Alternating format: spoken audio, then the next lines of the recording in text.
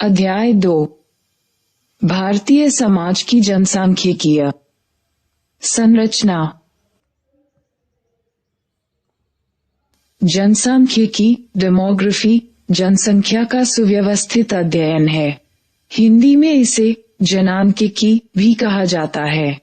इसका अंग्रेजी पर्याय डेमोग्राफी यूनानी भाषा के दो शब्दों डेमोस यानी जन लोग और ग्राफीन यानी वर्णन से मिलकर बना है, जिसका तात्पर्य है लोगों का वर्णन।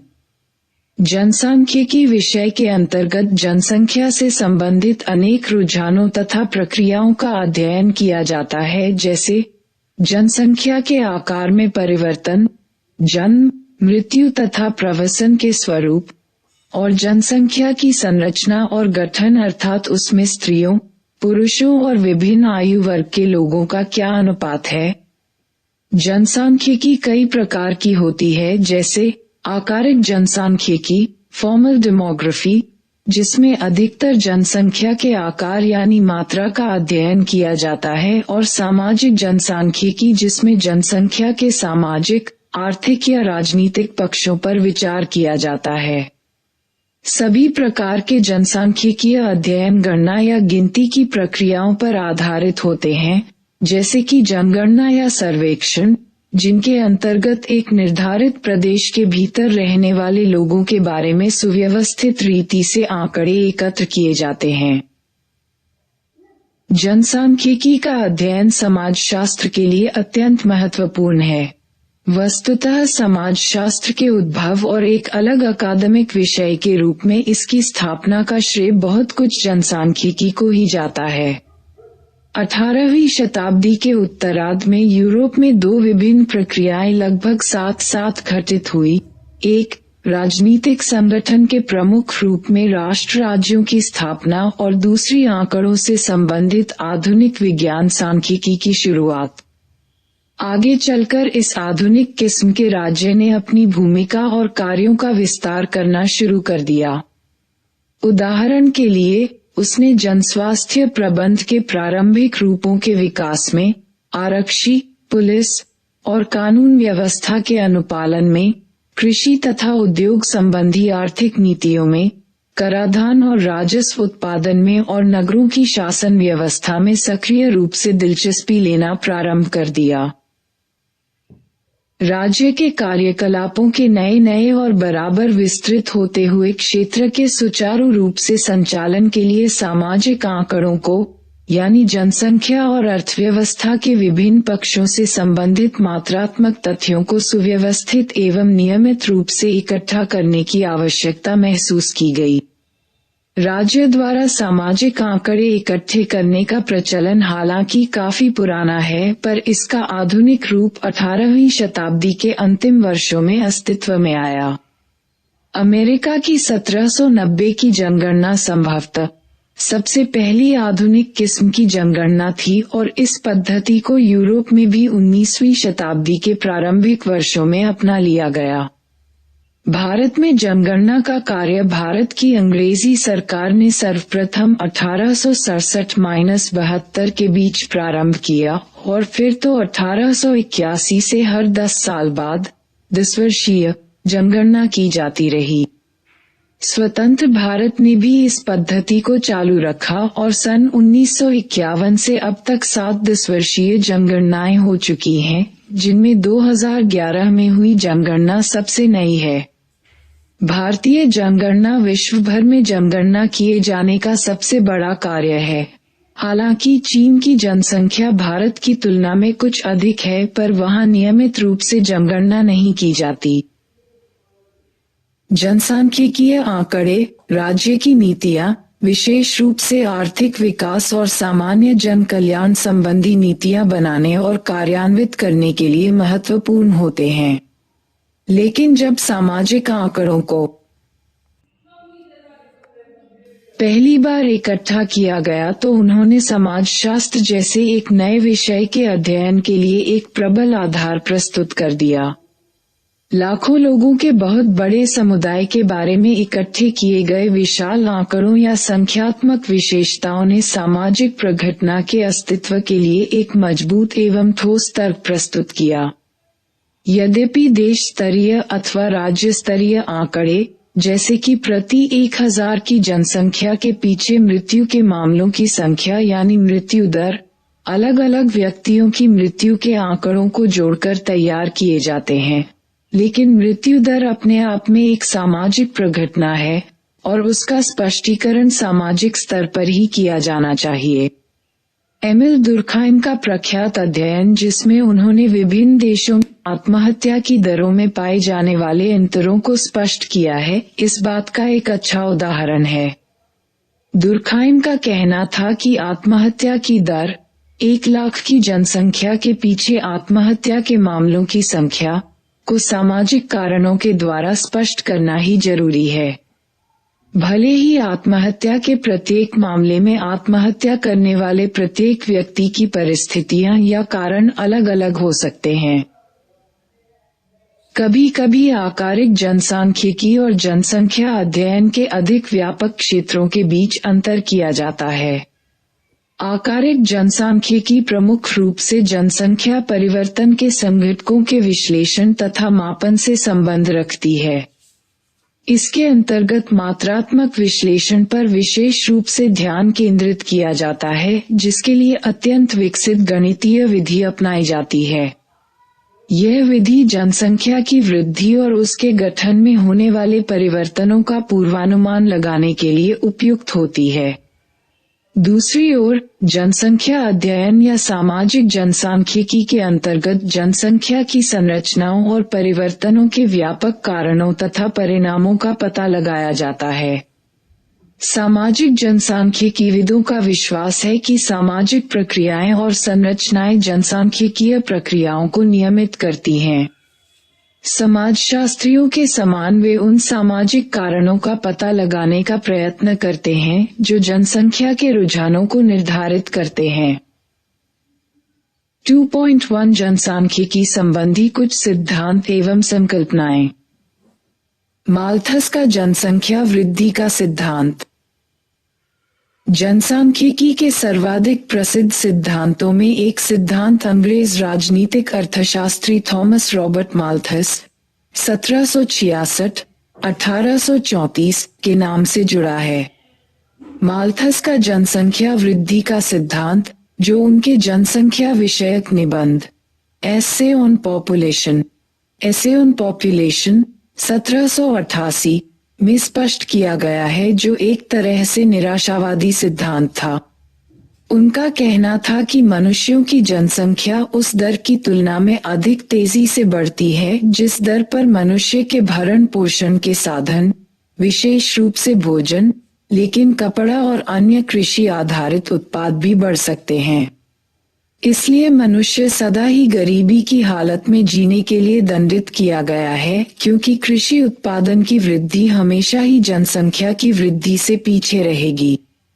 जहां जनसंख्या का विस्तार ज्यामितीय या गुणोत्तर रूप से, जैसे 2, 4, 8, 16, 32 आदि की श्रृंखला में होता है, वहीं कृषि उत्पादन में वृद्धि गणितीय या समांतर रूप से, जैसे 2, 4, 6, 8, 10 आदि की तरह होती है। चूंकि जनसंख्या की वृद्धि की दर भरण पोषण के संसाधनों के उत्पादन में होने वाली वृद्धि की दर से सदा आगे रहती है, इसीलिए समृद्धि को बढ़ाने का एक ही तरीका है कि जनसंख्या की वृद्धि को नियंत्रित किया जाए। दुर्भाग्यवश मनुष्यों में अपनी जनसंख्या को स्वेच्छापूर्वक घटाने की एक सीमित क्षमता ही होती है। कृत्रिम निरोधों। जनसंख्या की शक्ति पृथ्वी द्वारा मनुष्य के भरण पोषण के लिए उत्पादन करने की उसकी शक्ति से इतनी अधिक होती है कि मानव प्रजाति को किसी न किसी रूप में असामयिक मृत्यु का सामना करना ही होगा। मनुष्यों के दुर्गुण ही जनसंख्या को घटाने के सक्रिय और सक्षम कारक होते हैं।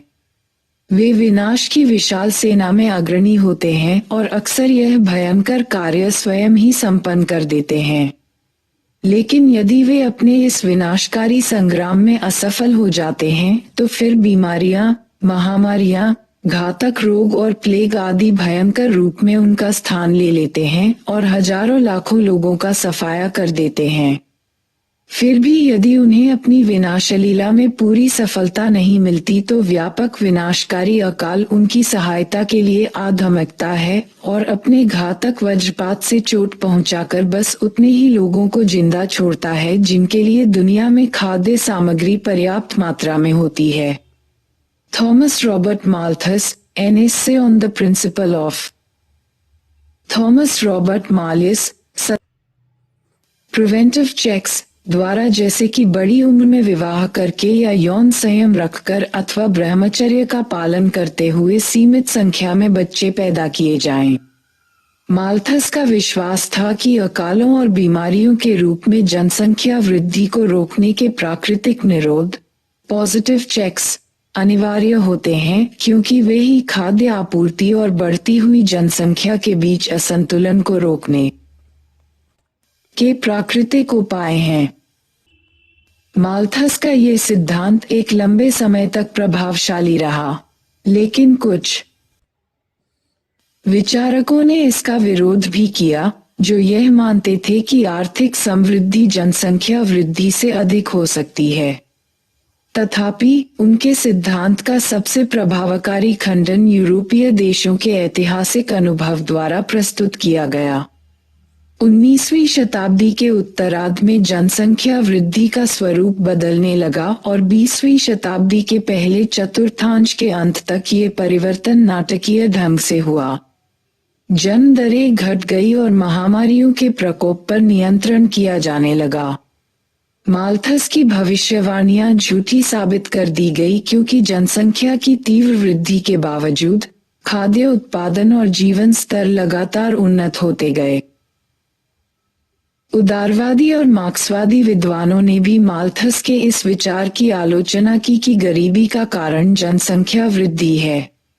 आलोचकों का कहना था कि गरीबी और भूखमरी जैसी समस्याएं जनसंख्या वृद्धि की बजाय आर्थिक संसाधनों के असमान वितरण के कारण होती हैं। एक अन्यायपूर्ण सामाजिक व्यवस्था के कारण ही कुछ थोड़े से धनवान और विशेषाधिकार संपन्न लोग विलासमय जीवन का आनंद लेते हैं और बहुसंख्यक लोगों को गरीबी की हालत में जीना पड़ता है। जनसांख्यिकीय संक्रमण का सिद्धांत।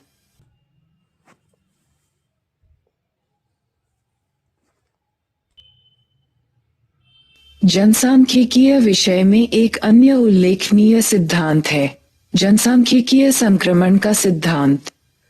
इसका तात्पर्य यह है कि जनसंख्या वृद्धि आर्थिक विकास के समग्र स्तरों से जुड़ी होती है एवं प्रत्येक समाज विकास से संबंधित जनसंख्या वृद्धि के एक निश्चित स्वरूप का अनुसरण करता है। जनसंख्या वृद्धि के 3 बुनियादी चरण होते हैं।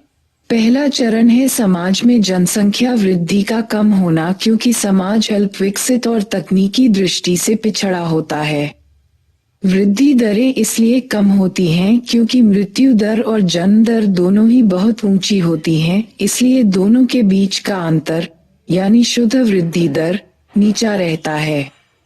तीसरे और अंतिम चरण में भी विकसित समाज में जनसंख्या वृद्धि दर नीची रहती है क्योंकि ऐसे समाज में मृत्यु दर और जन्म दर दोनों ही काफी कम हो जाती हैं और उनके बीच अंतर बहुत कम रहता है। इन दोनों अवस्थाओं के बीच एक तीसरा संक्रमणकालीन चरण होता है जब समाज पिछड़ी अवस्था से उन्नत अवस्था में जाता है और इस अवस्था की विशेषता यह है कि इस दौरान जनसंख्या वृद्धि की दरें बहुत ऊंची हो जाती हैं।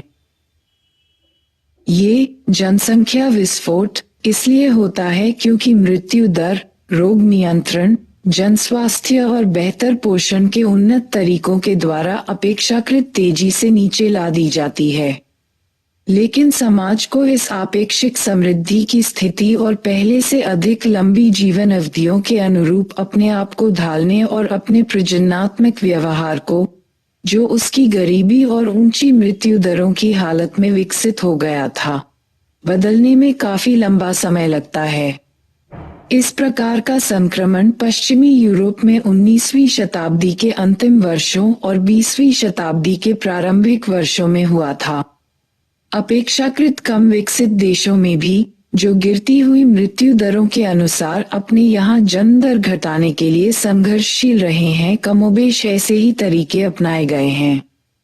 भारत में भी जनसांख्यिकीय संक्रमण अभी तक पूरा नहीं हुआ है, क्योंकि यहाँ मृत्यु दर कम कर दी गई है, पर जन्म दर उसी अनुपात में नहीं घटाई जा सकी है। सामान्य संकल्पनाएं एवं संकेतक। अधिकांश जनसांख्यिकीय संकल्पनाओं को दरों या अनुपातों के रूप में अभिव्यक्त किया जाता है। उनमें दो संख्याएं शामिल होती हैं। इन संख्याओं में से एक खास आंकड़ा होता है जिसकी गणना एक विशिष्ट भौगोलिक प्रशासनिक इकाई के लिए की जाती है, और दूसरी संख्या तुलना के लिए मानक का काम देती है। उदाहरण के लिए, जन्म दर दर्शाने के लिए किसी एक विशेष क्षेत्र में, जो एक पूरा देश, एक राज्य, एक जिला अथवा अन्य कोई प्रादेशिक इकाई हो सकता है, एक निर्धारित अवधि के दौरान, जो आमतौर पर 1 वर्ष की होती हैं, हुए जीवंत जन्मों यानी जीवित उत्पन्न हुए बच्चों की कुल संख्या को उस क्षेत्र में 1000 की इकाइयों में अभिव्यक्त कुल जनसंख्या से भाग दिया जाता है। दूसरे शब्दों में, जन्म दर प्रति 1000 की जनसंख्या के पीछे जीवित उत्पन्न हुए बच्चों की संख्या होती है। इसी प्रकार मृत्यु दर भी एक ऐसा ही आंकड़ा है जो किसी एक क्षेत्र विशेष में एक निर्धारित अवधि के दौरान हुई मृत्यु की संख्या के रूप में अभिव्यक्त किया जाता है। ये आंकड़े संबंधित परिवारों द्वारा उनके यहाँ हुए जन्म या मृत्यु के मामलों की सूचना दिए जाने पर निर्भर करते हैं। वस्तुतः अधिकांश देशों में, जिनमें भारत भी एक है, लोगों को उनके यहाँ हुए जन्म या मृत्यु के बारे में कानूनन उपयुक्त प्राधिकरण को सूचना देनी होती है।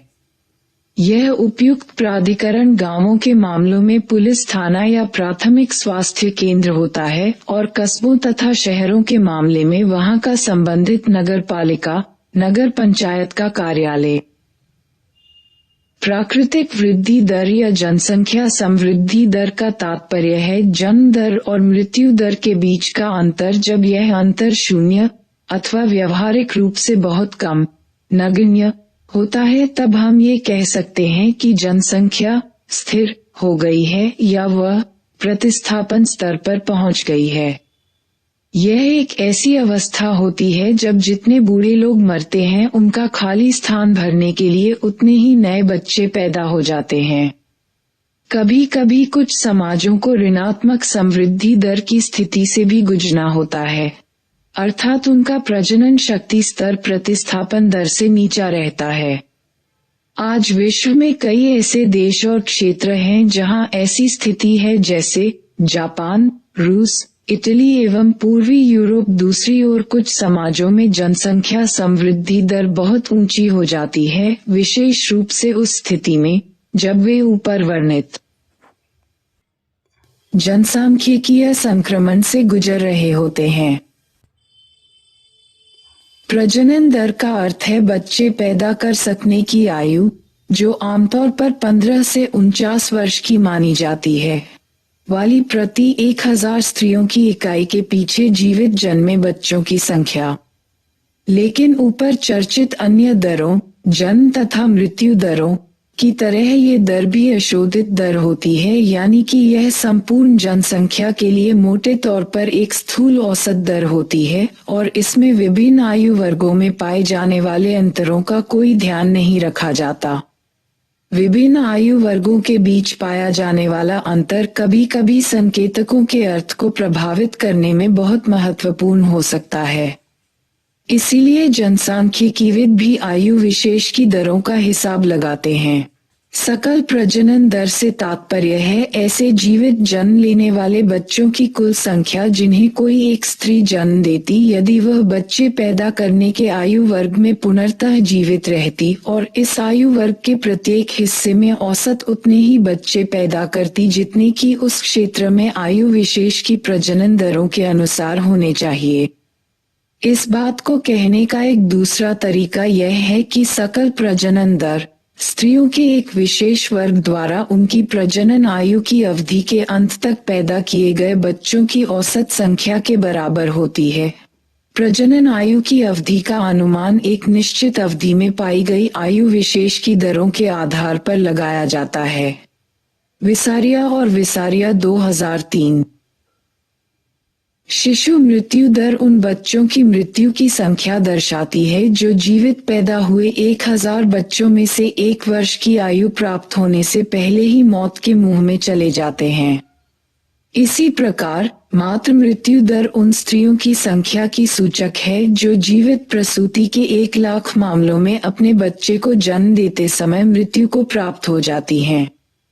शिशु और मातृ मृत्यु की ऊंची दरें निसंदेह पिछड़ेपन और गरीबी की सूचक होती हैं। जब समाज विकास के पथ पर अग्रसर होता है तो ये दरें तेजी से घटने लगती हैं क्योंकि तब चिकित्सा सुविधाओं और शिक्षा, जागरूकता तथा समृद्धि के स्तरों में वृद्धि होती जाती है। एक अन्य संकल्पना जो कुछ भ्रामक है वह आयु संभाव्यता। यह इस बात की सूचक है कि एक औसत व्यक्ति अनुमानतः कितने वर्षों तक जीवित रहेगा। इसकी गणना किसी क्षेत्र विशेष में एक निश्चित अवधि के दौरान एक आयु विशेष में मृत्यु दर संबंधी आंकड़ों के आधार पर की जाती है। स्त्री पुरुष अनुपात ये बताता है कि किसी क्षेत्र विशेष में एक निश्चित अवधि के दौरान प्रति 1000 पुरुषों के पीछे स्त्रियों की संख्या क्या है। ऐतिहासिक तौर पर संपूर्ण विश्व में ये पाया गया है कि अधिकांश देशों में स्त्रियों की संख्या पुरुषों की अपेक्षा थोड़ी अधिक होती है। इस तथ्य के बावजूद कि कुदरती तौर पर मादा बच्चों की तुलना में नर बच्चे कुछ ज्यादा पैदा होते हैं, यानी प्रकृति हर 1000 नर बच्चों के पीछे मोटे तौर पर 943 से 952 तक मादा बच्चे पैदा करती हैं। इस तथ्य के बावजूद यदि स्त्री पुरुष अनुपात थोड़ा स्त्रियों के पक्ष में है तो फिर इसके 2 कारण हो सकते हैं। पहला ये कि शैशवावस्था में बालिका शिशुओं में बालक शिशुओं की अपेक्षा रोग के प्रतिरोध की क्षमता अधिक होती है। जीवन चक्र के दूसरे सिरे पर अधिकांश समाजों में स्त्रियां पुरुषों की तुलना में अधिक वर्षों तक जीवित रहती हैं, इसीलिए बूढ़ी स्त्रियों की संख्या बूढ़े पुरुषों से अधिक है। इन दोनों कारणों ने मिलकर स्त्री पुरुष अनुपात को प्रभावित किया है, जिससे अधिकांश संदर्भों में प्रति 1000 पुरुषों के पीछे स्त्रियों की संख्या मोटे तौर पर 1050 के आसपास होती है। तथापि ये देखने में आया है कि चीन, दक्षिण कोरिया और विशेषतः भारत जैसे कुछ देशों में स्त्री पुरुष अनुपात घटता जा रहा है। इस प्रघटना को वर्तमान सामाजिक मानकों से जोड़ा जा सकता है, जिनके अनुसार पुरुषों को स्त्रियों की तुलना में कहीं अधिक महत्व दिया जाता है और इसी के परिणामस्वरूप बेटे को अधिमान्यता अधिक पसंद दी जाती है और बालिका शिशुओं की उपेक्षा की जाती है। जनसंख्या की आयु संरचना से तात्पर्य है कि कुल जनसंख्या के विभिन्न आयु वर्गों में व्यक्तियों का अनुपात है। आयु संरचना विकास के स्तरों और औसत आयु संभाव्यता के स्तरों में होने वाले परिवर्तनों के अनुसार क्या बदलती रहती है। प्रारंभ में निम्न स्तर की चिकित्सा सुविधाओं, रोगों के प्रकोप और अन्य कई कारणों से जीवन अवधि अपेक्षाकृत कम थी। इसके अलावा शिशुओं तथा प्रसूताओं की मृत्यु की ऊंची दरें भी आयु संरचना को प्रभावित करती हैं। विकास के साथ साथ जीवन स्तर में सुधार होता जाता है और उसके कारण आयु की संभाव्यता भी बढ़ जाती है। इसके फलस्वरूप आयु संरचना में परिवर्तन आता है। छोटी आयु के वर्गों में जनसंख्या के अपेक्षाकृत छोटे हिस्से और बड़ी आयु के वर्गों में बड़े हिस्से पाए जाते हैं। इस स्थिति को जनसंख्या का बूढ़ा होना भी कहा जाता है। पराश्रितता अनुपात जनसंख्या के पराश्रित और कार्यशील हिस्सों को मापने का साधन है। पराश्रित वर्ग में ऐसे बुजुर्ग लोग आते हैं जो अपने बुढ़ापे के कारण काम नहीं कर सकते और ऐसे बच्चे भी आते हैं जो इतने छोटे हैं कि काम नहीं कर सकते। कार्यशील वर्ग में आमतौर पर 15 से 64 वर्ष की आयु के लोग होते हैं। पराश्रितता अनुपात 15 वर्ष से कम और 64 वर्ष से अधिक आयु वर्ग के लोगों की संख्या को 15 से 64 वर्ष के आयु वर्ग के लोगों की संख्या से भाग देने के बाद प्राप्त हुई संख्या के बराबर होता है। यह अनुपात आमतौर पर प्रतिशत के रूप में व्यक्त किया जाता है। बढ़ता हुआ पराश्रितता अनुपात उन देशों में चिंता का कारण बन जाता है जहां जनता बुढ़ापे की समस्या से जूझ रही होती है, क्योंकि वहां आश्रितों की संख्या बढ़ जाने से कार्यशील आयु वाले लोगों का अनुपात अपेक्षाकृत छोटा हो जाता है, जो आश्रितों का बोझ ढोने में कठिनाई महसूस करता है। दूसरी ओर, गिरता हुआ पराश्रितता अनुपात आर्थिक समृद्धि और समृद्धि का स्रोत बन सकता है, क्योंकि वहां कार्यशील लोगों का अनुपात काम न करने वालों की तुलना में अधिक बड़ा होता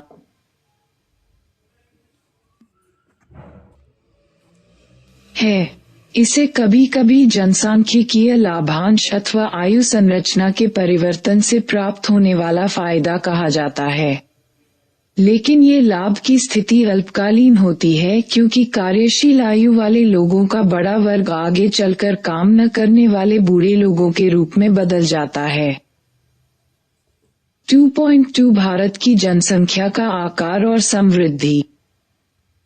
भारत विश्व में चीन के बाद दूसरा सबसे बड़ी जनसंख्या वाला देश है। सन 2011 की जनगणना के अनुसार इसकी कुल जनसंख्या 121 करोड़ यानी 1.21 अरब है। जैसा कि सारणी 1 में देखा जा सकता है, भारत की जनसंख्या समृद्धि दर हमेशा बहुत ऊंची नहीं रही।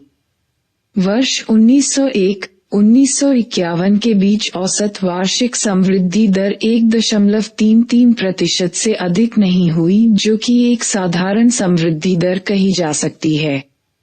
सच तो ये है कि 1911 से 1921 के बीच समृद्धि की दर नकारात्मक यानी ऋणात्मक रूप से 0.03% रही।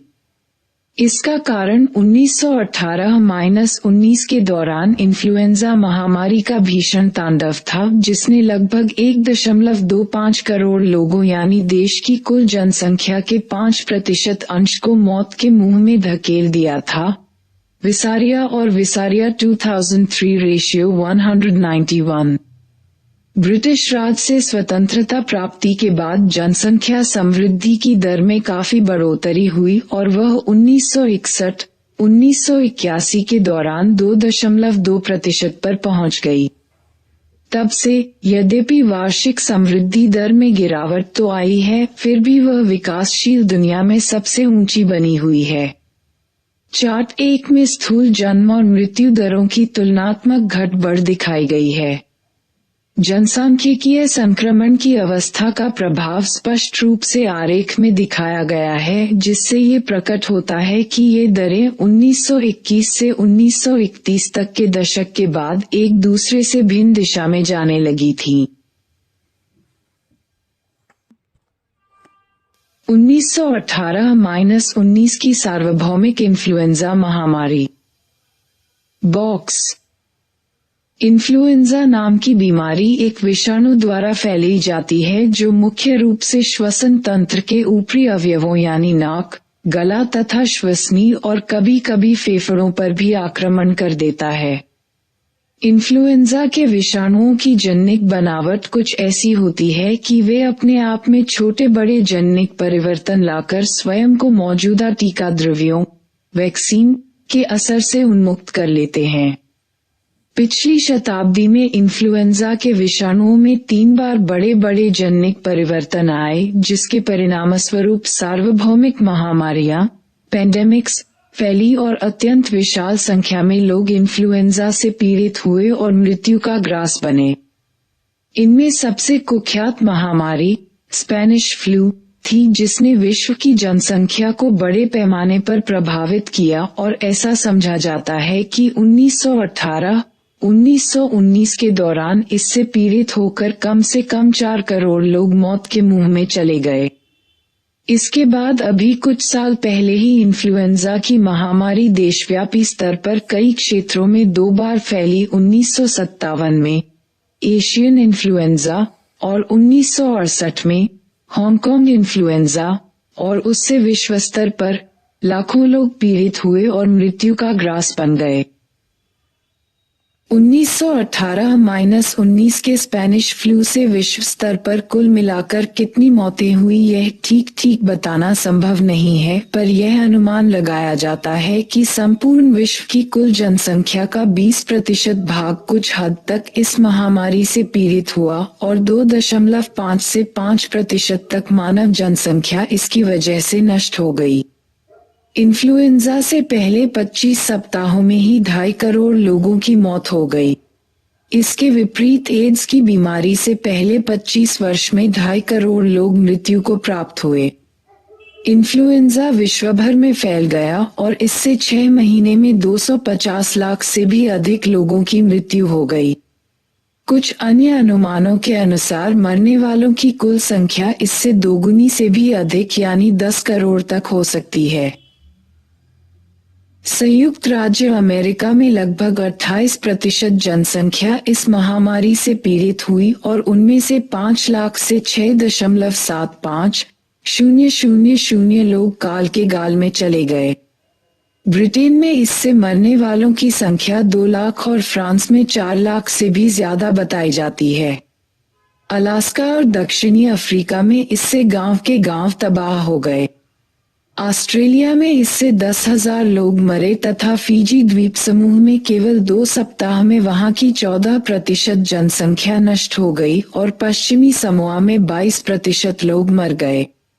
भारत में अनुमानतः 170 लाख लोग मारे गए यानी तत्कालीन भारत की जनसंख्या का लगभग 5% भाग नष्ट हो गया। ब्रिटिश भारतीय सेना में लगभग 22% सैनिक इस महामारी से पीड़ित होकर मृत्यु को प्राप्त हो गए। यद्यपि प्रथम विश्व युद्ध इस फ्लू का प्रत्यक्ष कारण नहीं था, किंतु सैनिकों के साथ साथ रहने और सामूहिक आवागमन से रोग के फैलाव में तेजी आई। ये भी अनुमान लगाया गया है कि लड़ाई के तनावपूर्ण माहौल में रासायनिक आक्रमणों के कारण सैनिकों की रोग से मुकाबला करने की रोग प्रतिरोधक क्षमता कमजोर हो गई थी, जिसके कारण बीमारी की चपेट में आने की उनकी संभावना बढ़ गई।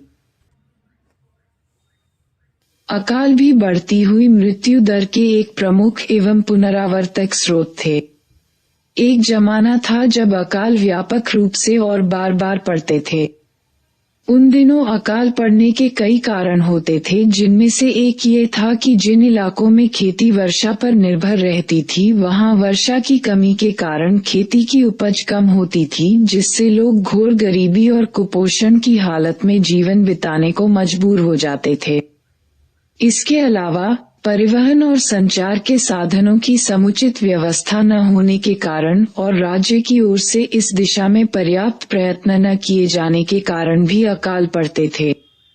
किंतु जैसा कि अमर्त्य सेन एवं अनेक विद्वानों ने दर्शाया है कि अकाल अनाज के उत्पादन में गिरावट आने के कारण ही नहीं पड़े, बल्कि हितग्राही की पूर्ति का अभाव, फेलियर ऑफ एंटाइटलमेंट्स, अथवा भोजन खरीदने या और किसी तरह से प्राप्त करने की लोगों की अक्षमता के कारण भी अकाल पड़ते रहे हैं। लेकिन अब भारतीय कृषि की उत्पादकता में, विशेष रूप से सिंचाई के विस्तार के कारण, पर्याप्त वृद्धि हो जाने, संचार के साधनों में सुधार हो जाने और सरकार द्वारा अधिक तेजी से राहत और निरोधक उपाय किए जाने से अकाल के कारण होने वाली मौतों की संख्या में बहुत तेजी से कमी आई है। किंतु आज भी देश के कुछ पिछड़े क्षेत्रों से भूखमरी के कारण लोगों के मरने के समाचार मिलते रहते हैं। सरकार ने अभी कुछ समय पहले ही ग्रामीण इलाकों में भूख और भूखमरी की समस्या के समाधान के लिए महात्मा गांधी राष्ट्रीय ग्रामीण रोजगार गारंटी अधिनियम, Mahatma Gandhi National Rural Employment Guarantee Act नामक एक कानून बनाया है। हालांकि मृत्यु दर की तरह जन्म दर में उतनी तेजी से गिरावट नहीं आई। इसका कारण ये है कि जन्म दर एक ऐसी सामाजिक सांस्कृतिक प्रघटना है जिसमें परिवर्तन अपेक्षाकृत धीमी गति से आता है। सामान्यतः समृद्धि का बढ़ता स्तर जन्म दर को मजबूती से नीचे खींचता है।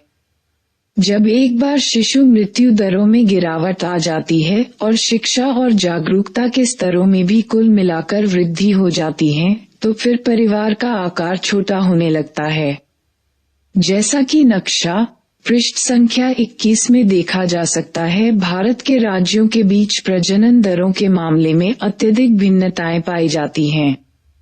आंध्र प्रदेश, हिमाचल प्रदेश, पंजाब, तमिलनाडु और पश्चिम बंगाल जैसे कुछ राज्य कुल प्रजनन दर 1.7 2016 तक नीचे लाने में सफल हुए हैं। इसका अर्थ ये हुआ कि इन राज्यों में औसत स्त्री 1.7 बच्चे ही पैदा करती है, जो कि प्रतिस्थापन स्तर से नीचे है। केरल की कुल प्रजनन दर भी प्रतिस्थापन स्तर से नीचे है, जिसका तात्पर्य ये होगा कि भविष्य में जनसंख्या में गिरावट आ जाएगी। लेकिन कुछ राज्य, खासतौर पर बिहार, मध्य प्रदेश, राजस्थान और उत्तर प्रदेश ऐसे राज्य हैं जहां 2009 में प्रजनन दरें 3 या उससे भी ऊपर हैं। वर्ष 2009 के TFR के अनुसार इन राज्यों की प्रजनन दर क्रमशः 3.3, 2.8, 2.7 और 3.1 था। वर्ष 2015 के आंकड़ों के अनुसार भारत में जन्म दर कुल 20.2% है। इसमें से ग्रामीण क्षेत्रों में जन्म दर 22.4% और नगरीय क्षेत्रों में 17.3% था। भारत में सबसे अधिक जन्म दर उत्तर प्रदेश और बिहार में है, ये है 25.9% और 26.4% है, और ये राज्य मिलकर 2026 तक भारत की कुल जनसंख्या का 50% लगभग आधा भाग तक बढ़ा सकते हैं। अकेला उत्तर प्रदेश ही अनुमानतः 1/4 तक 22% बढ़ा सकता है। चार्ट -2 पृष्ठ संख्या 23 में विभिन्न राज्यों में क्षेत्रीय समूह के रूप में उनकी जनसंख्या बढ़ोतरी दर्शाई गई है।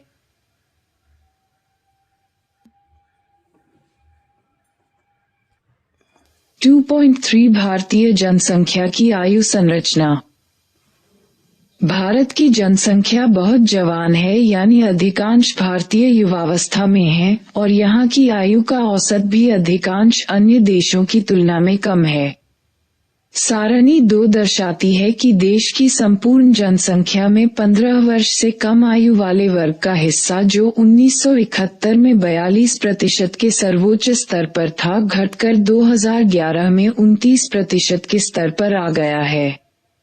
15-59 के आयु वर्ग का हिस्सा 53% से कुछ बढ़कर 63% हो गया है, जबकि 60 वर्ष से ऊपर की आयु वाले वर्ग का हिस्सा बहुत छोटा है, लेकिन वह उसी अवधि के दौरान 5% से 7% तक बढ़ना शुरू हो गया है। लेकिन अगले 2 दशकों में भारतीय जनसंख्या की आयु संरचना में काफी परिवर्तन आने की उम्मीद है, और यह परिवर्तन अधिकांशतः आयु क्रम के दोनों सिरों पर आएगा। जैसा कि सारणी 2 में दिखाया गया है, 0-14 आयु वर्ग का हिस्सा लगभग 11% घट जाएगा। ये 2001 में 34% था, जो 2026 में घटकर 23% हो जाएगा। जबकि 60 वर्ष से अधिक के आयु वर्ग में लगभग 5% की वृद्धि होगी। ये 2001 के 7% से बढ़कर 2026 में 12% हो जाएगा। चार्ट 3 में जनसंख्या पिरामिड का 1961 से लेकर 2026 तक का प्रक्षेपित स्वरूप दिखाया गया है। जैसे विभिन्न क्षेत्रों में प्रजनन दरें अलग अलग होती हैं, उसी प्रकार आयु संरचना में भी बहुत अधिक क्षेत्रीय अंतर पाए जाते हैं। एक और तो स्थिति यह है कि केरल जैसा राज्य आयु संरचना के मामले में विकसित देशों की स्थिति को प्राप्त करने लगा है। वहीं दूसरी ओर उत्तर प्रदेश की स्थिति बिल्कुल भिन्न है, जहां अपेक्षाकृत छोटे आयु समूहों में जनसंख्या के अनुपात काफी अधिक है और वृद्धजनों के अनुपात अपेक्षाकृत कम है। कुल मिलाकर भारत की स्थिति लगभग बीच की है, क्योंकि यहाँ उत्तर प्रदेश जैसे राज्य भी हैं और केरल जैसे राज्य भी, जिनकी संख्या ज्यादा है। चार्ट 4 में उत्तर प्रदेश और केरल से संबंधित वर्ष 2026 की अनुमानित जनसंख्या के पिरामिड दिखाए गए हैं। केरल और उत्तर प्रदेश के पिरामिडों में सबसे चौड़े भागों की स्थिति के अंतर को ध्यान से देखिए। आयु संरचना में अपेक्षाकृत छोटी आयु के वर्गों की ओर जो झुकाव पाया जाता है, उसे भारत के लिए लाभकारी माना जाता है। पिछले दशक में पूर्व एशियाई अर्थव्यवस्थाओं की तरह और आज के आयरलैंड की तरह ये समझा जाता कि भारत को भी जनसांख्यिकीय लाभांश का फायदा मिल रहा है। ये लाभांश इस तथ्य के कारण मिल रहा है कि कार्यशील लोगों की वर्तमान पीढ़ी अपेक्षाकृत बड़ी है एवं उसे वृद्ध लोगों की अपेक्षाकृत छोटी पीढ़ी का भरण पोषण करना पड़ रहा है। लेकिन ये लाभ अपने आप मिलने वाला नहीं है, बल्कि इसके लिए उपयुक्त नीतियों का सोच समझकर पालन करना होगा, जैसा कि बॉक्स 2.3 में वर्णन किया गया है। 4.3 क्या बदलती हुई आयु संरचना भारत को जनसांख्यिकीय लाभांश प्रदान कर रही है? जनसंख्या की आयु संरचना से जनसांख्यिकीय लाभ या लाभांश इस तथ्य के कारण मिल सकता है कि भारत इस समय विश्व भर में सबसे युवा देशों में से एक है और आगे भी कुछ समय के लिए रहेगा।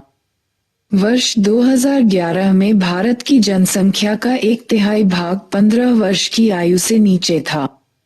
वर्ष 2020 में भारतीयों की औसत उम्र सिर्फ 29 साल रही, जबकि चीन और संयुक्त राज्य अमेरिका में औसत आयु 37 वर्ष, पश्चिमी यूरोप में 45 वर्ष और जापान में 48 वर्ष रही। इसका अर्थ ये होगा कि भारत के पास काफी बड़ा और बढ़ता हुआ श्रमिक बल होगा, जो समृद्धि तथा समृद्धि की दृष्टि से अप्रत्याशित लाभ प्रदान कर सकेगा। जनसांख्यिकीय लाभांश जनसंख्या में काम न करने वाले पराश्रित लोगों की तुलना में कार्यशील यानी कमाने वाले लोगों के अनुपात में वृद्धि के फलस्वरूप प्राप्त होता है। आयु की दृष्टि से कार्यशील जनसंख्या मोटे तौर पर 15 से 64 वर्ष तक की आयु की होती है। कार्यशील आयु वर्ग स्वयं अपना भरण पोषण तो करता ही है, साथ ही उसे अपने आयु वर्ग से बाहर के आयु वर्ग यानी बच्चों और वृद्धों को भी सहारा देना होता है, जो स्वयं काम नहीं कर सकते हैं और इसलिए पराश्रित होते हैं। जनसांख्यिकीय संक्रमण आयु संरचना में होने वाले परिवर्तन पराश्रितता अनुपात को यानी जनसंख्या के अनर्जक न कमाने वाले आयु वर्ग और अर्जक यानी कार्यशील आयु वर्ग के बीच के अनुपात को कम कर देते हैं, जिससे समृद्धि होने की संभावना उत्पन्न हो जाती है। लेकिन इस संभावना को वास्तविक समृद्धि में तभी बदला जा सकता है जब कार्यशील आयु वर्ग में शिक्षा और रोजगार के स्तरों में भी तदनुरूप वृद्धि होती जाए। यदि श्रमिक बल में शामिल नए लोग शिक्षित नहीं होंगे तो उनकी उत्पादकता नीची रहेगी। यदि वे बेरोजगार रहते हैं तो वे बिल्कुल भी नहीं कमा सकेंगे और कमाने वालों के बजाय पराश्रितों की श्रेणी में शामिल हो जाएंगे। अतः इस बात की कोई गारंटी नहीं है कि आयु संरचना में परिवर्तन आने से लाभ प्राप्त हो जाएंगे जब तक कि योजनाबद्ध विकास के जरिए उनका ठीक से उपयोग नहीं किया जाए। वास्तविक समस्या तो पराश्रितता अनुपात की परिभाषा को लेकर है। ये प्रत्यय कार्यशील व गैर कार्यशील आयु वर्गों के अनुपात पर आधारित होता है, न कि रोजगारी हैसियत पर। मूल बात यह है कि कार्यशील आयु वर्ग का व्यक्ति बेरोजगार भी हो सकता है। कार्यशील आयु वर्ग और बेरोजगार वर्ग के बीच का अंतर बेरोजगारी व अपूर्ण रोजगारी की स्थिति पर निर्भर है। बेरोजगारी या अपूर्ण रोजगारी श्रमिक बल के एक भाग को उत्पादक कार्य से बाहर रखती है। इससे स्पष्ट हो जाता है कि क्यों कुछ देश जनसांख्यिकीय लाभांश का फायदा उठा सकते हैं जबकि कुछ और देश ऐसा नहीं कर पाते।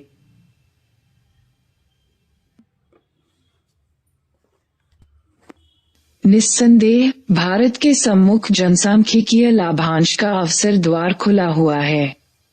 आयु वर्गों के रूप में परिभाषित पराश्रितता अनुपात पर जनसांख्यिकीय प्रवृत्तियों का प्रभाव स्पष्ट रूप से दिखाई दे रहा है। कुल पराश्रितता अनुपात, जो 1970 में 79 था, 2005 में गिरकर 64 पर आ गया है। इस बात की पूरी संभावना है कि यह प्रक्रिया इस शताब्दी में आगे भी जारी रहेगी, जिसके परिणामस्वरूप आयु आधारित पराश्रितता अनुपात 2025 में 48 तक गिर सकता है, क्योंकि जनसंख्या में बच्चों का अनुपात आगे भी गिरता जाएगा। लेकिन ये पराश्रितता अनुपात फिर बढ़ते हुए 2050 में 50 तक पहुंच जाएगा, क्योंकि तब वृद्धजनों के अनुपात में वृद्धि हो जाएगी। किंतु समस्या रोजगार की है। भारत सरकार के स्रोतों के आंकड़ों से पता चलता है कि ग्रामीण और नगरीय दोनों प्रकार के इलाकों में रोजगार पैदा करने, काम के नए अवसर उत्पन्न करने की दर में एक साथ भारी गिरावट आई है। ये स्थिति युवाओं के मामले में भी सही बैठती है। 15-30 वर्ष के आयु वर्ग में रोजगार वृद्धि की दर 1987 से 1994 के बीच की अवधि में ग्रामीण और नगरीय दोनों इलाकों के पुरुषों के लिए लगभग 2.4% प्रतिवर्ष थी।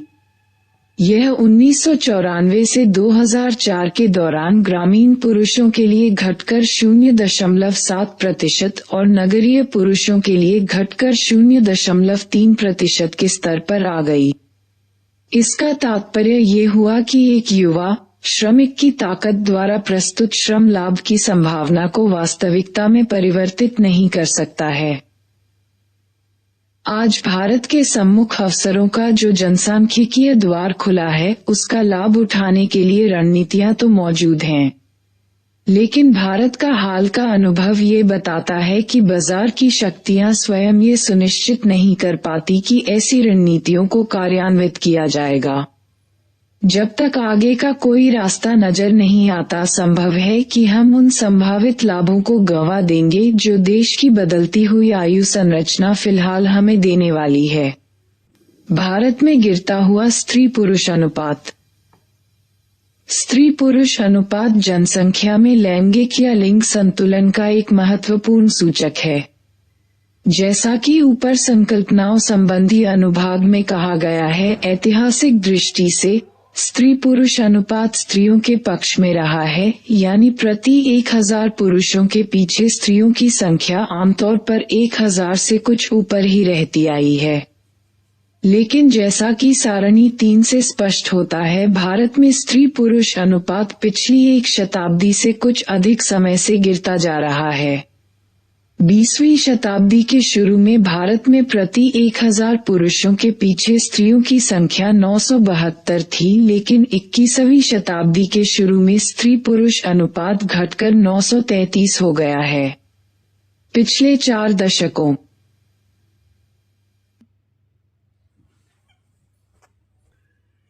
की प्रवृत्ति खासतौर पर चिंताजनक रही है। 1961 में स्त्री पुरुष अनुपात 941 था, जो घटते हुए अब तक के सबसे नीचे स्तर 927 पर आ गया। हालांकि 2001 में उसमें फिर मामूली सी बढ़ोतरी हुई है।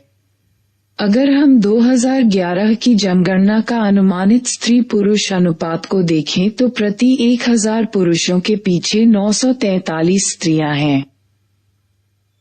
लेकिन जनसांख्यिकीविदों, नीति निर्माताओं, सामाजिक कार्यकर्ताओं और इस विषय से जुड़े नागरिकों को वास्तव में जिस तथ्य ने डरा दिया है, वह है बच्चों के लैंगिक यानी बाल स्त्री पुरुष अनुपात में एकाएक आई भारी गिरावट।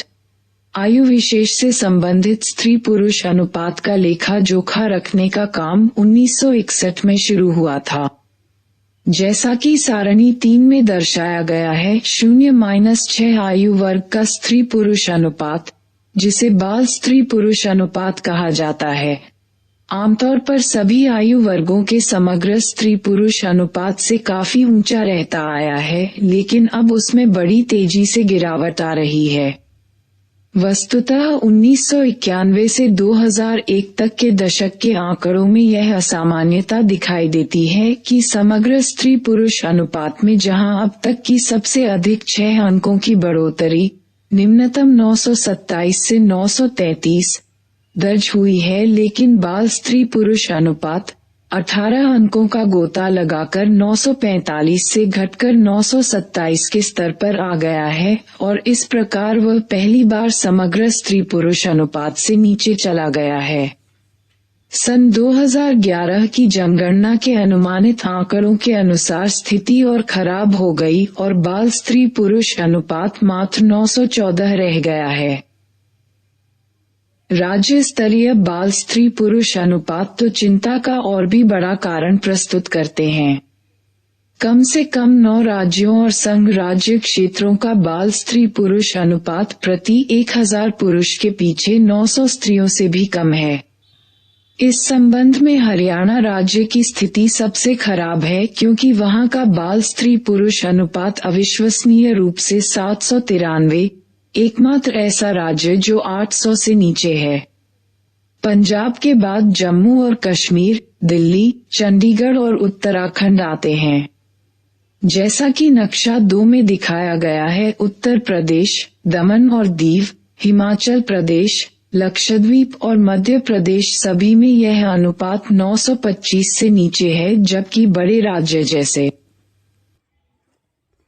कि पश्चिम बंगाल, असम, तमिलनाडु, आंध्र प्रदेश, कर्नाटक में यह अनुपात 927 के राष्ट्रीय औसत से तो ऊपर है, पर 970 के स्तर से नीचे है।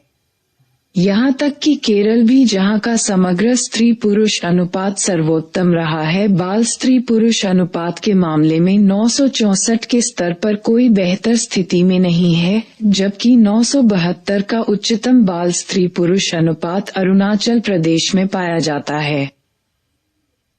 जनसांख्यिकीविदों और समाजशास्त्रियों ने भारत में स्त्री पुरुष अनुपात में गिरावट आने के कई कारण बताए हैं। स्वास्थ्य संबंधी मुख्य कारक जो पुरुषों की बजाय केवल स्त्रियों को ही प्रभावित करता है, वह है स्त्रियों का गर्भधारण करना और फिर बच्चा पैदा करना। इसलिए ये प्रश्न उठना प्रासंगिक है कि क्या स्त्री पुरुष अनुपात में गिरावट का एक कारण ये हो सकता है कि केवल स्त्रियों को ही बच्चा पैदा करने में मौत की जोखिम उठानी पड़ती है। किंतु यह माना जाता है कि विकास के साथ मातृ मृत्यु दर में गिरावट आती है, क्योंकि विकास की बदौलत पोषण, सामान्य शिक्षा और जागरूकता के स्तर बढ़ते जाते हैं और साथ ही चिकित्सा और संचार की सुविधाओं की उपलब्धता में सुधार होता जाता है। निस्संदेह भारत में भी मातृ मृत्यु दरें घटती जा रही हैं, भले ही वे अंतर्राष्ट्रीय मानकों की तुलना में अब भी ऊंची बनी हुई है। इसलिए यह मुश्किल दिखाई देता है कि मातृ मृत्यु दरों के कारण स्त्री पुरुष अनुपात की हालत बिगड़ती गई है। एक अन्य तथ्य ये भी है कि बाल स्त्री पुरुष अनुपात में गिरावट समग्र अनुपातों के मुकाबले अधिक तेजी से आई है, इसलिए समाजविज्ञानियों का विश्वास है कि इस गिरावट के कारण को बालिका शिशुओं यानी बच्चियों के प्रति भेदभावपूर्ण व्यवहार में खोजना होगा। बाल स्त्री पुरुष अनुपात में गिरावट आने के अनेक कारण हैं, जैसे शैशवावस्था में बच्चियों की देखभाल की घोर उपेक्षा, जिससे उनकी मृत्यु दरें ऊंची हो जाती हैं, लिंग विशेष के गर्भपात जिससे बच्चियों को पैदा ही होने नहीं दिया जाता, और बालिका शिशुओं की हत्या अथवा धार्मिक या सांस्कृतिक अंधविश्वासों के कारण शैशवावस्था में ही बच्चियों की हत्या। इनमें से प्रत्येक कारण एक गंभीर सामाजिक समस्या की ओर इशारा करता है और इस बात के कुछ प्रमाण भी मिलते हैं कि ये सब कारण भारत में कार्य करते रहे हैं। अनेक क्षेत्रों में बालिका हत्या की प्रथाएं प्रचलित बताई जाती है, जबकि ऐसी आधुनिक चिकित्सा तकनीकों को अधिक महत्व दिया जा रहा है जिनकी सहायता से गर्भावस्था की प्रारंभिक स्थितियों में ही यह पता लगाया जा सकता है कि गर्भस्थ शिशु लड़का होगा या लड़की। सोनोग्राम यानी अल्ट्रासाउंड प्रौद्योगिकी पर आधारित एक्सरे जैसा नैदानिक उपाय जो मूल रूप में भ्रूण के जनिक या अन्य विकारों का पता लगाने के लिए विकसित किया गया था, अब संभवतः भ्रूण के लिंग का पता लगाने और चयनात्मक आधार पर बालिका भ्रूण को गर्भ में ही नष्ट कर देने के लिए काम में लाया जाने लगा है। कुछ क्षेत्रों में बाल स्त्री पुरुष अनुपातों का नीचा स्तर इस तर्क का समर्थन करता प्रतीत होता है। आश्चर्यजनक तथ्य तो ये है कि निम्नतम बाल स्त्री पुरुष अनुपात भारत के सबसे अधिक समृद्ध क्षेत्रों में पाए जाते हैं। हाल की भारत की आर्थिक सर्वेक्षण के अनुसार इसी तरह पंजाब, हरियाणा, चंडीगढ़ और दिल्ली में भी प्रति व्यक्ति आय बहुत उच्च है, लेकिन इन्हीं राज्यों में बाल स्त्री पुरुष अनुपात बहुत निम्न है। तदर्थ इसलिए चयनात्मक गर्भपातों की समस्या गरीबी या अज्ञान अथवा संसाधनों के अभाव के कारण उत्पन्न नहीं हुई है।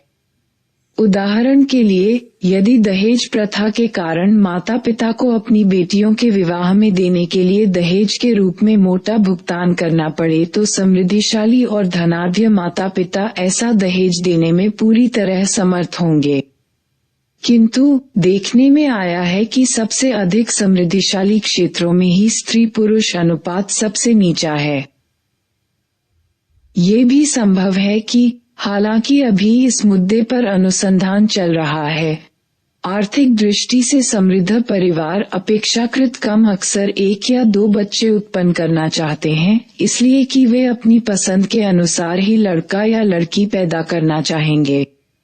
अल्ट्रासाउंड प्रौद्योगिकी की उपलब्धता के कारण ऐसा करना संभव हो गया है। हालांकि सरकार ने कठोर कानून बनाकर इस पद्धति पर प्रतिबंध लगा दिया है और इस कानून का उल्लंघन करने वाले को भारी जुर्माने और कारावास के दंड का भागी बना दिया है।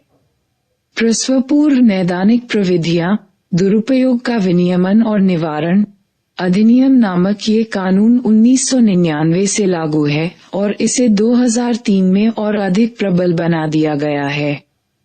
तथापि बालिका बच्चों के विरुद्ध पूर्वाग्रह जैसी समस्याओं का दीर्घकालीन समाधान समाज में उत्पन्न होने वाली अभिवृत्तियों पर अत्यधिक निर्भर करता है। हालांकि नियम एवं कानून भी इसमें मदद कर सकते हैं। अपने देश में बेटी बचाओ बेटी पढ़ाओ कार्यक्रम का सूत्रपात हाल ही में भारत सरकार ने किया है। ये बाल स्त्री पुरुष अनुपात को बढ़ाने के लिए एक कारगर नीति साबित हो सकती है। 2.5 साक्षरता। शिक्षित होने के लिए साक्षर होना जरूरी है और साक्षरता शक्ति संपन्न होने का महत्वपूर्ण साधन है। जनसंख्या जितनी अधिक साक्षर होगी, आजीविका के विकल्पों के बारे में उसमें उतनी ही अधिक जागरूकता उत्पन्न होगी और लोग ज्ञान आधारित अर्थव्यवस्था में उतना ही अधिक भाग ले सकेंगे। इसके अलावा साक्षरता से स्वास्थ्य के प्रति भी जागरूकता आती है और समुदाय के सदस्यों की सांस्कृतिक और आर्थिक कल्याण कार्यों में सहभागिता बढ़ती है।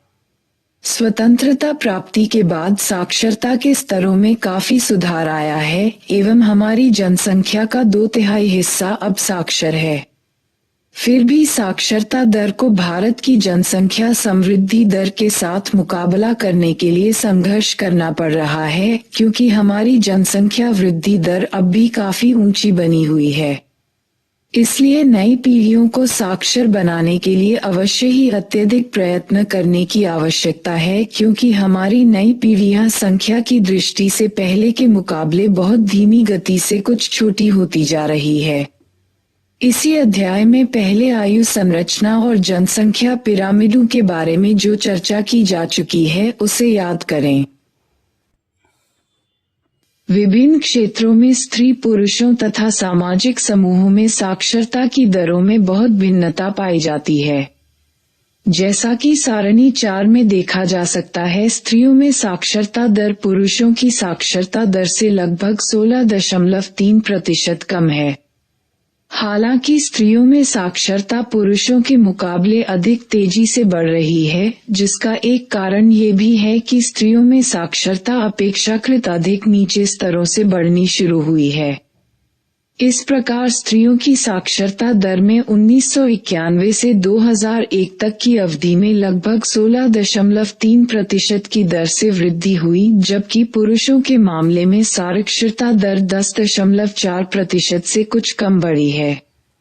सन 2011 की जनगणना के तदर्थ आंकड़ों के अनुसार कुल साक्षरता लगभग 8% तक बढ़ी है। पुरुषों में ये करीब 5% तक, जबकि स्त्रियों में ये करीब 10% तक बढ़ी है। अतः हम कह सकते हैं कि स्त्रियों के मामले में साक्षरता दर अभी भी अधिक बढ़ रही है। विभिन्न सामाजिक समूहों में भी साक्षरता की दरों में अंतर पाया जाता है। ऐतिहासिक दृष्टि से अनुसूचित जातियों और अनुसूचित जनजातियों जैसे सुविधावंचित समुदायों में साक्षरता की दरें नीची रही हैं, और इन समुदायों में स्त्रियों की साक्षरता दरें तो और भी नीची हैं। इस मामले में विभिन्न क्षेत्रों के बीच भारी असमानता है। एक और जहां केरल जैसे कुछ राज्य सार्वजनीन साक्षरता के स्तर की ओर अग्रसर हो रहे हैं, वहीं बिहार जैसे कई राज्य इस मामले में बहुत पीछे रह गए हैं।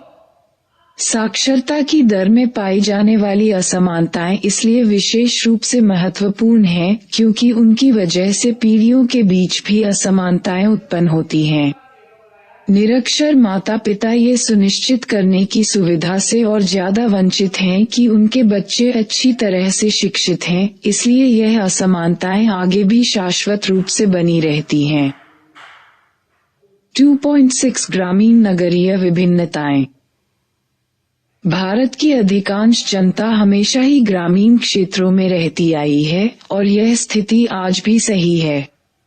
2001 की जनगणना में पाया गया है कि हमारी जनसंख्या का 72% भाग आज भी गांवों में रहता है और 28% भाग शहरों और कस्बों में। वहीं सन 2011 में नगरीय जनसंख्या बढ़कर 31.2% हो गई है और ग्रामीण जनसंख्या कम होकर 68.8% रह गई है। जैसा कि सारणी 5 में दिखाया गया है, नगरीय जनसंख्या का हिस्सा बराबर बढ़ता जा रहा है, जो 20वीं शताब्दी के प्रारंभ में लगभग 11% था, पर अब 21वीं शताब्दी के प्रारंभ में लगभग 28% हो गया है। इस प्रकार इसमें लगभग 2.5 गुना वृद्धि हुई है। प्रश्न केवल संख्या का ही नहीं है। आधुनिक विकास की प्रक्रियाएं ये सुनिश्चित करती हैं कि कृषि आधारित ग्रामीण जीवन शैली का आर्थिक और सामाजिक महत्व उद्योग आधारित नगरीय जीवन शैली के महत्व की अपेक्षा घटता रहे। ये तथ्य मोटे तौर पर समस्त विश्व पर ही नहीं बल्कि भारत पर भी लागू होता है।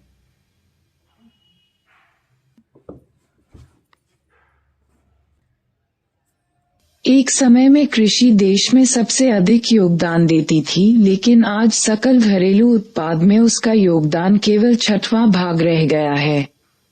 यद्यपि हमारी अधिकांश जनता ग्रामीण क्षेत्रों में रहती है और अपनी आजीविका कृषि से ही चलाती है, पर वह जो उत्पादन करते हैं उसका आपेक्षिक आर्थिक मूल्य अत्यधिक घट गया है।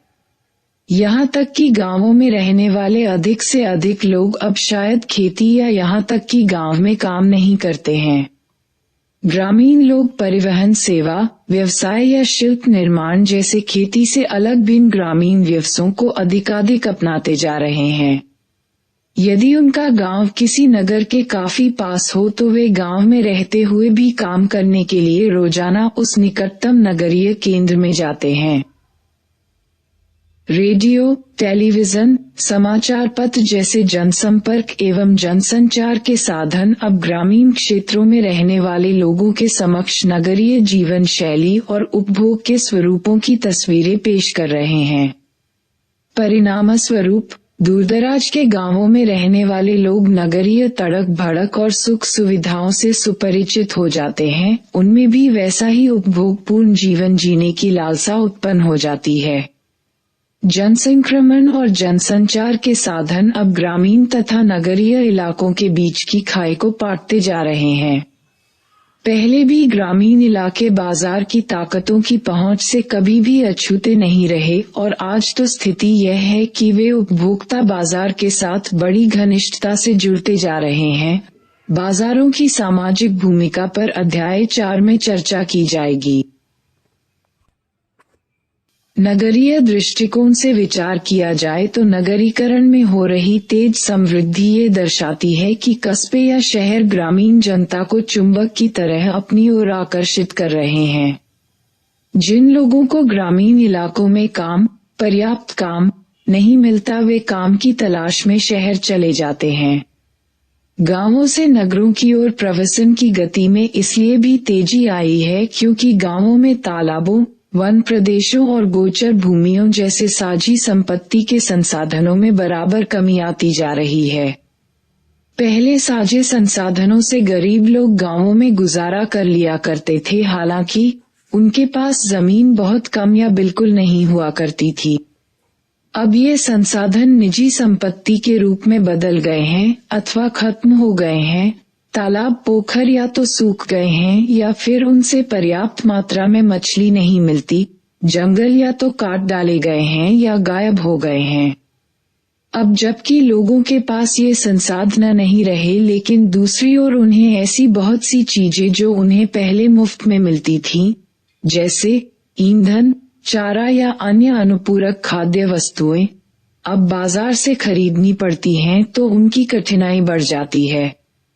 कठिनाई की यह हालत इस तथ्य से और भी खराब हो जाती है कि नकद आमदनी कमाने के अवसर गांवों में कम हो गए हैं।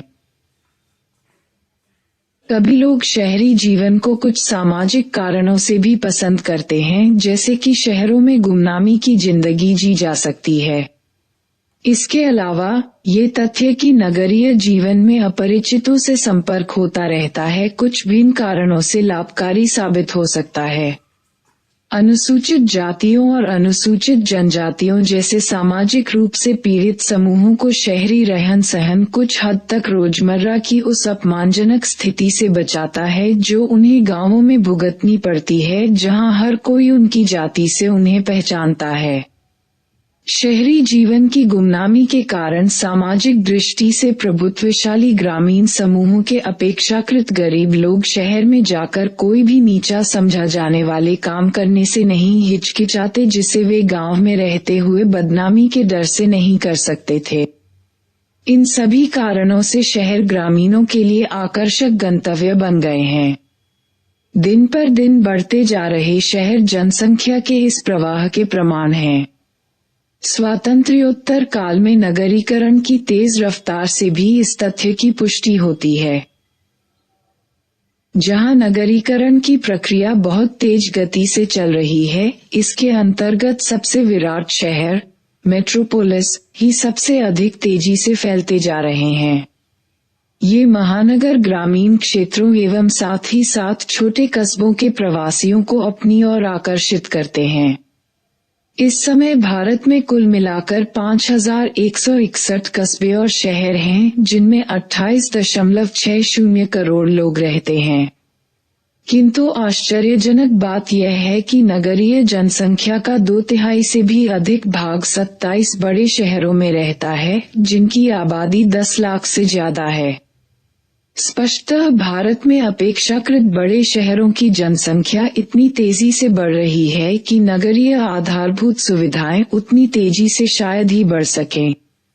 इन शहरों पर जनसंचार के माध्यमों का ध्यान प्रमुख रूप से अधिक केंद्रित रहने से भारत का सार्वजनिक चेहरा ग्रामीण की बजाय अधिकाधिक नगरीय होता जा रहा है।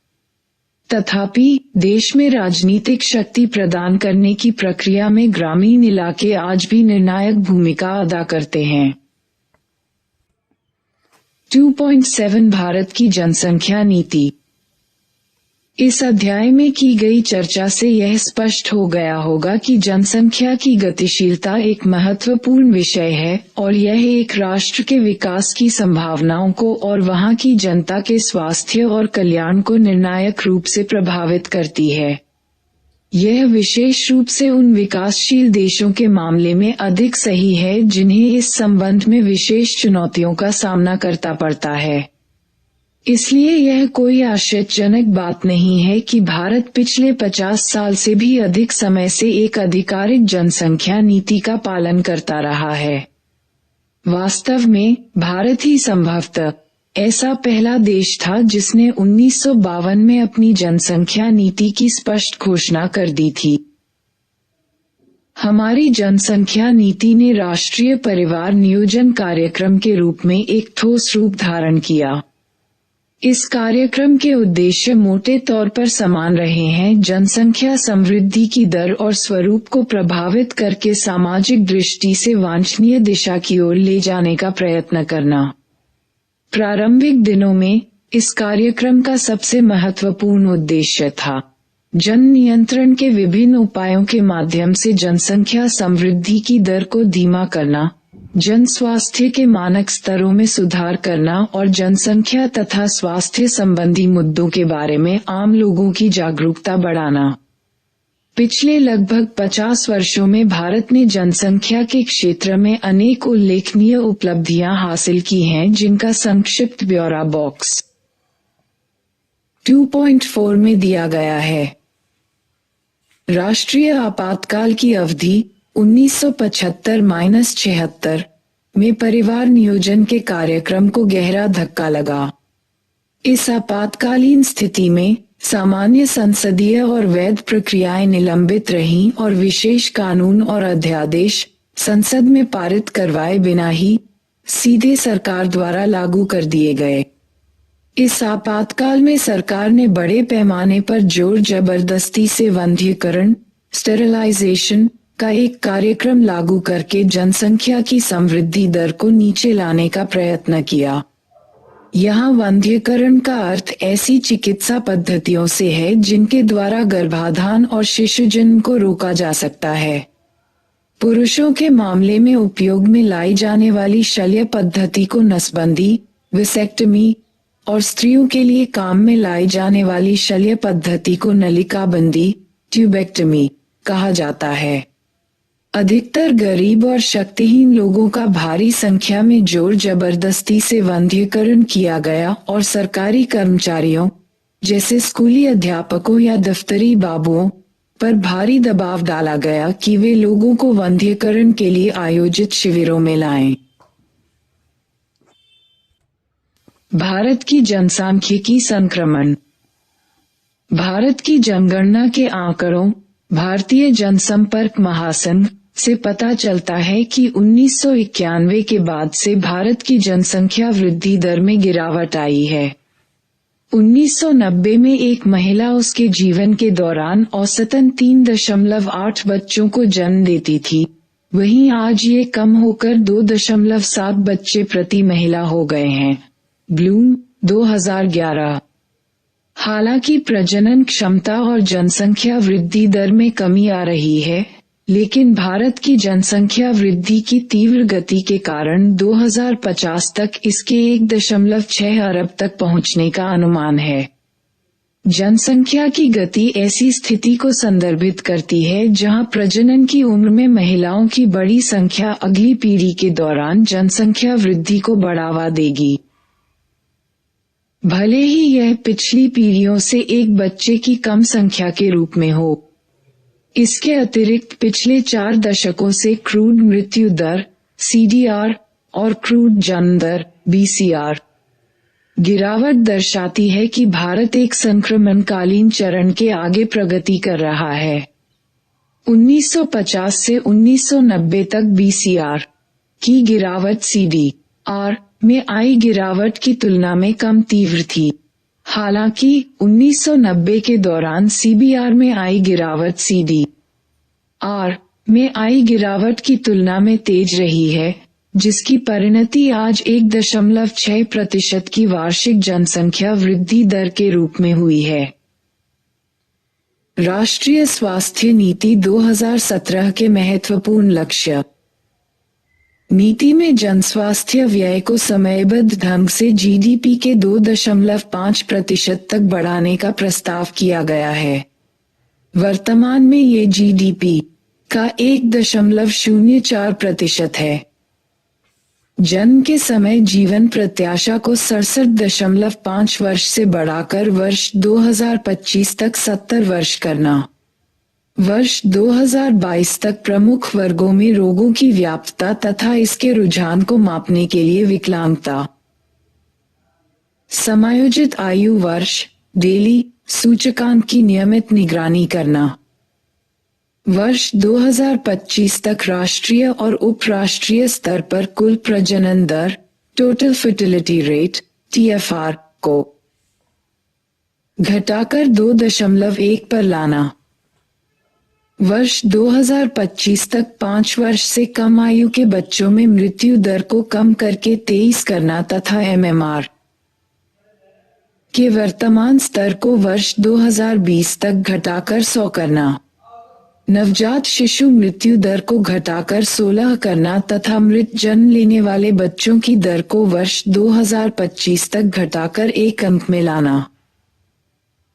वर्ष 2020 के वैश्विक लक्ष्य को प्राप्त करना जिसे HIV एड्स के लिए 90 रेशियो 90 के लक्ष्य के रूप में परिभाषित किया गया है, अर्थात HIV पीड़ित सभी 90% लोग अपनी HIV स्थिति के बारे में जानते हैं। सभी 90% HIV संक्रमण से पीड़ित लोग स्थायी एंटीरेट्रोवायरल चिकित्सा प्राप्त करते हैं तथा एंटीरेट्रोवायरल चिकित्सा प्राप्त करने वाले सभी 90% लोगों में वॉयल रोकथाम होगा। क्षय रोग के नए स्पुटम पॉजिटिव रोगियों में 85% से अधिक की इलाज दर को प्राप्त करना और उसे बनाए रखना तथा नए मामलों में कमी लाना ताकि वर्ष 2025 तक इसे समाप्त किया जा सके। वर्ष 2025 तक दृष्टिहीनता की व्याप्तता को घटाकर 0.25/1000 करना तथा रोगियों की संख्या को वर्तमान स्तर से घटाकर 1/3 करना। हृदयवाहिका रोग, कैंसर, मधुमेह या सांस के पुराने रोगों से होने वाली अकाल मृत्यु को वर्ष 2025 तक घटाकर 25% करना। 2025 तक सार्वजनिक स्वास्थ्य सुविधाओं का उपयोग मौजूदा स्तरों से 50% बढ़ाएं। प्रसव पूर्व देखभाल कवरेज 90% से ऊपर और जन्म के समय कुशल उपस्थिति 2025 तक 90% से अधिक हो। 2025 तक 1 वर्ष की आयु के नवजात शिशु 90% से अधिक पूरी तरह से प्रतिरक्षित हो।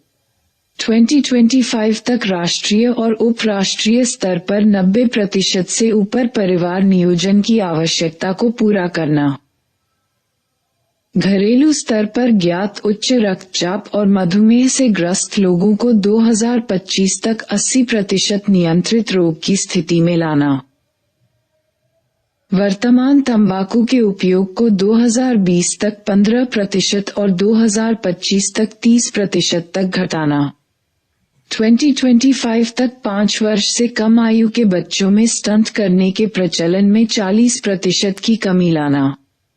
2020 तक सभी के लिए सुरक्षित पानी और स्वच्छता तक पहुंच की सुविधा उपलब्ध करवाना। 2020 तक 334 प्रति लाख कृषि श्रमिकों की व्यवसाय संबंधी चोटों को वर्तमान स्तर से आधा करना। 2020 तक राज्य के स्वास्थ्य व्यय को राज्य बजट में 8% तक बढ़ाना। 2025 तक भयावह स्वास्थ्य व्यय का सामना करने वाले परिवारों के अनुपात में वर्तमान स्तरों से 25% तक कमी लाना। 2020 तक उच्च प्राथमिकता वाले जिलों में Indian public health standard IF मानकों के अनुसार पैरामेडिक्स और डॉक्टरों की उपलब्धता सुनिश्चित करना। 2025 तक उच्च प्राथमिकता वाले जिलों में सामुदायिक स्वास्थ्य स्वयंसेवकों की IPHS मानदंड के अनुसार उपलब्धता सुनिश्चित करना। 2025 तक उच्च प्राथमिकता वाले जिलों में मानदंडों के अनुसार प्राथमिक और माध्यमिक देखभाल सुविधा स्थापित उपलब्ध करना। 2020 तक स्वास्थ्य प्रणाली के घटकों पर सूचना के जिला स्तरीय इलेक्ट्रॉनिक डेटाबेस को सुनिश्चित करना।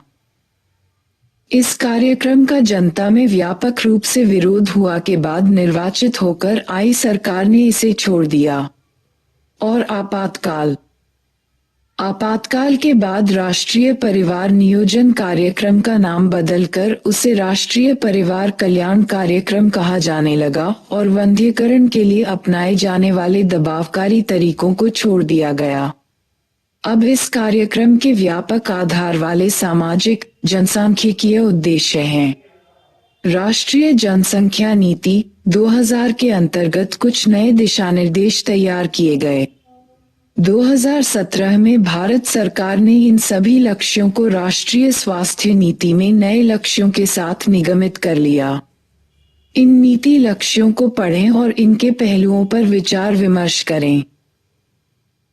भारत का राष्ट्रीय परिवार कल्याण कार्यक्रम हमें ये शिक्षा देता है कि हालांकि राज्य जनसांख्यिकीय परिवर्तन के उद्देश्य से उपयुक्त परिस्थितियां बनाने के लिए बहुत कुछ कर सकता है, फिर भी अधिकांश जनसांख्यिकीय परिवर्तनशील दरों में, विशेष रूप से मनुष्य की प्रजनन दर के मामले में, अंततः आर्थिक, सामाजिक और सांस्कृतिक पक्ष ही महत्वपूर्ण भूमिका निभाते हैं।